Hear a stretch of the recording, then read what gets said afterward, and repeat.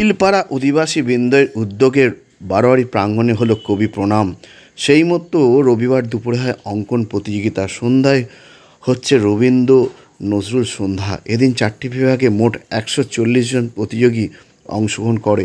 এ নিয়ে এই অনুষ্ঠানের অন্যতম কর্তা সঞ্জয় চট্টোপাধ্যায়ের বক্তব্য আমরা শোনাব। আর এই নিয়ে আজকাল আগামী বিশেষ প্রতিবেদন। উকিলপাড়া অধিবাসী বৃন্দের উদ্যোগে হওয়া অঙ্কন প্রতিযোগিতার নজর কাড়ল।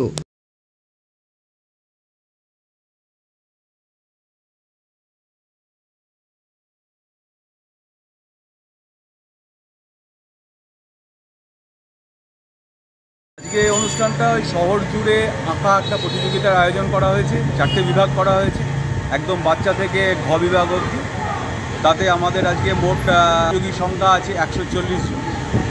এর অনুষ্ঠানের পরবর্তীতে পুরস্কার বিতরণী যেটা হবে সেটা সন্ধ্যাবেলায় 6টা থেকে রবীন্দ্র নজরুলের ওপর আমাদের উকিলপাড়ার বাচ্চাদের নিয়ে একটা অনুষ্ঠানের আয়োজন করা হয়েছে, যেটা সন্ধ্যাবেলায় 6টা থেকে শুরু হবে।